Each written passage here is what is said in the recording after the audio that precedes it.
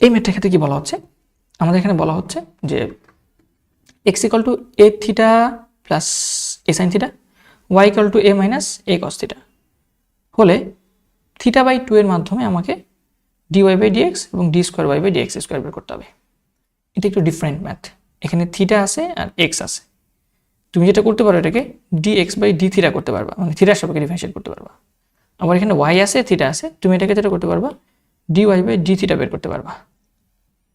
তাহলে এখানে dx by d theta, এখানে dy বাই d থিটা বের করতে পারলা, বাট তোমাকে বের করতে বলছে dy বাই dx। সো কি করা যেতে পারে? কিছুই না ভাইয়া, তুমি এটাকে 1 নাম্বার দাও, এটাকে 2 নাম্বার দাও, তাহলে তুমি যদি 1/2 করো তাহলে খেয়াল করে দেখো dy বাই dx মানে d থিটা ভাগ dx বাই d থিটা, এটাকে লেখা যায় dy by d theta into উল্টায় গেলে d থিটা বাই dx।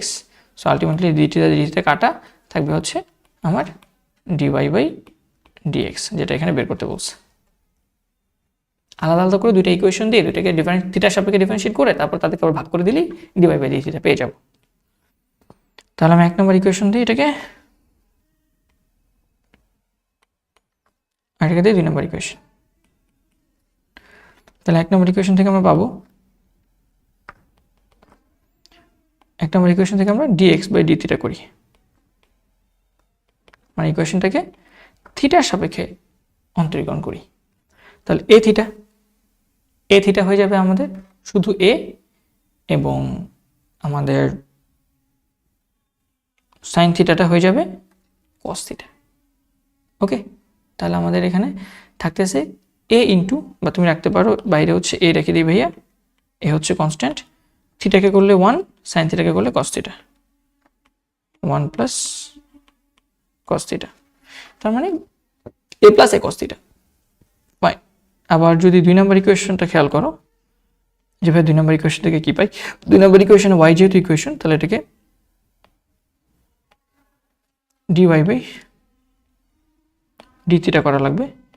তাহলে এটা হচ্ছে, এটাও বাইরে হচ্ছে আমাদের a আছে, a কে কনস্ট্যান্ট রেখে দিই, আর ভেতরে 1 কে করলে 0, মাইনাস cos থিটাকে করলে শুধু cos থিটা মান ডিফারেন্সিয়েশন হচ্ছে মাইনাস sin থিটা, তাহলে এই মাইনাস আর এই মাইনাস মিলে প্লাস হয়ে যাবে, তাহলে থাকবে হচ্ছে শুধু a cos থিটা। শেষ। dx বাই d থিটা পেয়ে গেছি, dy বাই d থিটা পেয়ে গেছি। এখন এটাকে ভাগ করে দিই, তুমি এটাকে 3 নাম্বার 4 নাম্বার ইকুয়েশন দিতে পারো, তোমার ইচ্ছা। যে ভাই এটাকে আমি এখন 3 নাম্বার ইকুয়েশন দিব, এটাকে আমি এখন 4 নাম্বার ইকুয়েশন দিব। তাহলে এখন যদি আমি 4 ভাগ 3 ইকুয়েশন করে দিই, তাহলে আমি পাচ্ছি 4 হচ্ছে dy বাই d থিটা, ভাগ যেহেতু করছি ভাগ মানে গুণ করে দিলে উল্টায় যাবে, তাহলে এটা হয়ে যাবে d theta by dx equals to dy by d থিটার মান উপরে, এটা হচ্ছে a cos থিটা, আর যেহেতু ভাগ করছিলা ভাগ করে নিচে কি লেখা যাবে dx বাই d থিটার মান a plus a cos theta, বা a into 1 plus cos theta. এখন এটাকে একটু সিম্পলিফাই করা লাগতে পারে। প্রথমত আমরা কি ঠিক লিখেছি? সাইন থিটা হবে না, এটা একটু ভুল লিখলাম না? cos থিটাকে করলে তো হচ্ছে মাইনাস সাইন থিটা, এই মাইনাস আর এই মাইনাস মিলে প্লাস হয়ে গেছে, ঠিক আছে, সাইন থিটা হবে এখানে। ইয়েস, এটা হচ্ছে আমাদের সাইন থিটা। আচ্ছা, তাহলে এখানে আমাদের কিছু স্পেশাল সূত্র লাগবে। যেমন প্রথম সূত্র হচ্ছে যে সাইন 2 থিটা, আমরা জানি সাইন 2 থিটা সূত্র হচ্ছে 2 সাইন থিটা কস থিটা। তো যদি সাইন 2 থিটা থাকলে এটা হয় থিটা থিটা, তাহলে যদি এখানে শুধু সাইন থিটা থাকে তাহলে কি হবে? লেখা যাবে 2 sine theta by 2 cos theta by 2। বুঝছো? সূত্রে 2 থিটা থাকলে থিটা থিটা হয়, তাহলে শুধু যদি সাইন 2 থিটা না থাকে শুধু সাইন থিটা থাকে তাহলে কি লিখবো? 2 sine theta by 2 cos theta by 2। 2 theta থাকলে থিটা থিটা অর্ধেক হয়ে যায়, 2 থিটা থাকলে এটা থিটা আর থিটা অর্ধেক হয়ে যায়, তাহলে যদি সাইন 2 থিটা না শুধু থিটা থাকতো তাহলে আমরা কি লিখতাম? Theta by 2 theta by 2। উপরের রাশিটাকে লেখা যাবে a sine theta by two cos theta by two. নিচের রাশিটাকে কি লেখা যাবে? a into one plus cos theta. এখানে আবার আরেকটা সূত্র, যেটা হচ্ছে one plus cos two theta সূত্র, টু কস স্কোয়ার থিটা। তাহলে one plus cos two theta থাকলে টু কস স্কোয়ার থিটা হয়, এটা আমাদের জানা সূত্র, ত্রিকোণমিতির সূত্র, অনেকবার পড়ে আসছি আমরা। বাট এখানে তো one plus cos two theta নাই, থিটা আছে শুধু। তাহলে যদি এখানে কস থিটা থাকে তাহলে এখানে হয়ে যাবে just two cos square theta by two. বুঝছো? টু থিটা থাকলে থিটা হয়ে যায় মানে অর্ধেক। তাহলে যদি এখানে শুধু থিটা থাকে তাহলে এখানে হয়ে যাবে থিটা বাই টু। তাহলে এটা হয়ে যাবে a into two cos square theta by two. এখন একটা কস থিটা বাই টু একটা কস থিটা বাই টু কাটাকাটি যাচ্ছে, এ কাটাকাটি যাচ্ছে, আমাদের এখানে থাকতেছে sine theta by two divided by cos theta by two. আর এখানে আমাদের একটা হাফ কি আছে? হ্যাঁ, টু তো লিখিনি আমরা, উপরে তো টু লিখিনি, উপরে তো টু লিখতে হবে। এই টুটা কোথা থেকে আসছে বলো তো? এই যে সাইন টু থিটা করছে two sine theta cos theta. So আমাদের এখানে এই টুটা আর এই টুটা কাটাকাটি যাবে এবং থাকবে ultimately tan theta by two. So theta by two এর মাধ্যমে আমরা ডিওয়াই বাই ডিএক্স এর মান বের করে ফেলছি। এটা হচ্ছে আমাদের একটা উত্তর। ঠিক আছে, এটা হচ্ছে আমাদের একটা উত্তর। এবং এটা কিভাবে আসছে সেটা তো আমরা এখান থেকে দেখাইছি। আমরা আরেকটা লাইন মনে ছোট্ট করে অ্যাড করা লাগবে, সেটা হচ্ছে এটা ইজ ইকুয়ালস টু যে আসলে ডিওয়াই বাই ডিএক্স। কেন? কারণ আমাদের এই ডি থিটা কাটাকাটি গিয়ে আলটিমেটলি এখানে ডিওয়াই বাই ডিএক্স আমরা পেয়ে গেছি এবং এটাই তো আমাদের বের করা লাগবে এবং এটা আমরা বের করছিও। ঠিক আছে, যে ডিওয়াই বাই ডির মান হচ্ছে ট্যান থিটা বাই টু। এখন এটাকে স্কোয়ার করা লাগবে, d square y by dx square. এটা কি করা যায়? ডিওয়াই বাই ডিএক্স এর মান পেয়ে গেছো, তাহলে আমরা এটাকে লিখতে পারি now d square y by dx square এটা ইজ ইকুয়ালস টু লেখা যায় d by dx into dy by dx. Already dy by dx এর মান তোমরা জানো tan theta by two. Just এখানে ট্যান থিটা বাই টু লিখে ফেলো,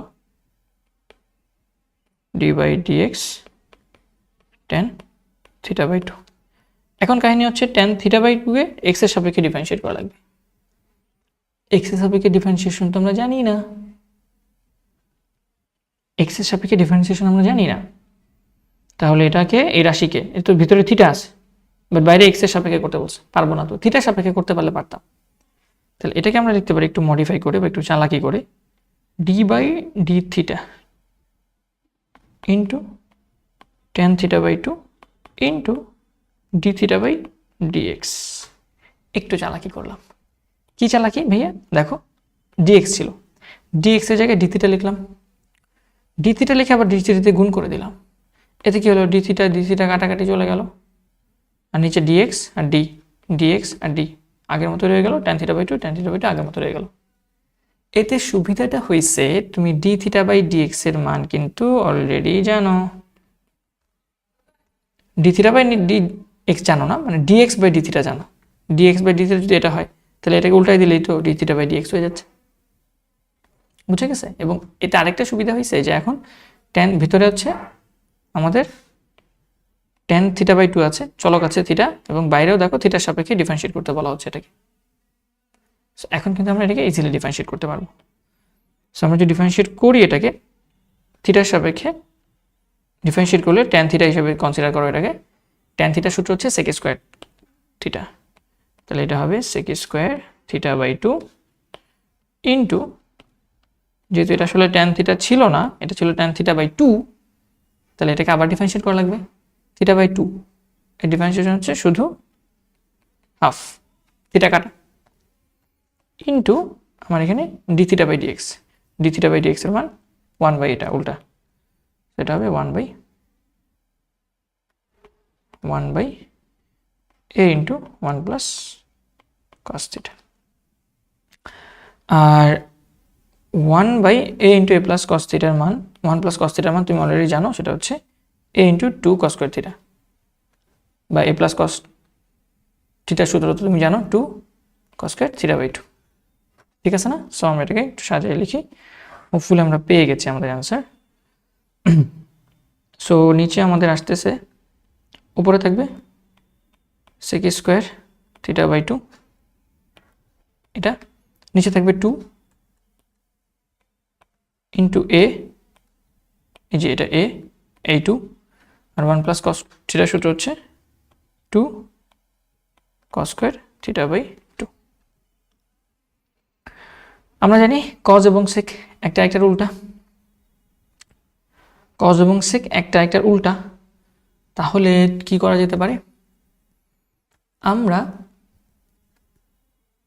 cos স্কোয়ারটাকে উপরে নিয়ে গিয়ে sec স্কোয়ার আকারে লিখতে পারি।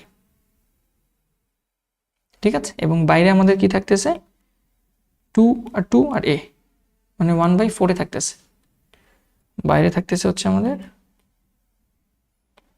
1/4a, উপরে তো ছিল already sec square theta by 2, আর এই cos স্কোয়ারটা উপরে চলে গেলে এটা হয়ে যাবে sec স্কোয়ার, বা cos স্কোয়ারকে লেখা যায় 1/sec স্কোয়ার, সো এটা হয়ে যাবে sec স্কোয়ার থিটা বাই 2, উপরে চলে গেছে cos স্কোয়ারটা।